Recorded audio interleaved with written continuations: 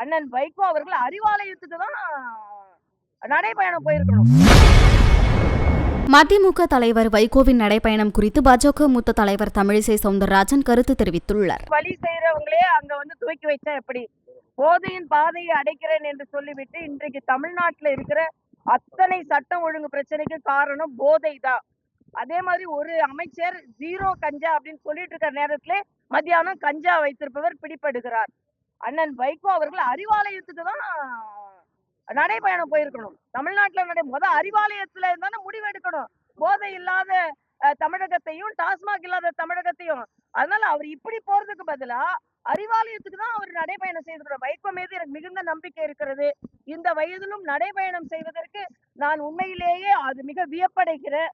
ஆனா அதை சொல்லுகின்ற கருத்து நடைபயணம் போய் தான் இந்த கருத்து இல்லை. அவரு நடைபயணம் தூங்கி வைக்கிறதுக்கு முதலமைச்சர் போனால் அவர் கையில தான் இருக்கு.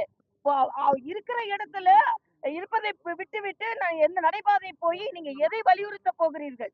இன்னைக்கு கஞ்சாவோ போதையோ கிடைக்கலன்னா அதுல இருந்து நான் அதனாலதான் மறுவாழ்வு மையங்கள் அதிகமாக வர வேண்டும் என்று நான் சொல்லிக் கொண்டிருக்கிறேன். அதனால இன்னைக்கு கஞ்சாவும் போதையும் அதிகமாக நடமாடி கொண்டிருக்கிறது.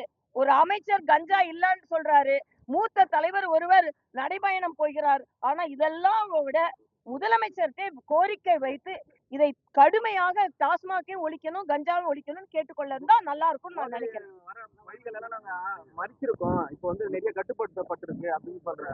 யார் சொல்றா? செய்திகளை உள்ளது உள்ளபடி தெரிந்து கொள்ள ரெஃப்ளெக்ட் நியூஸை சப்ஸ்கிரைப் பண்ணுங்க.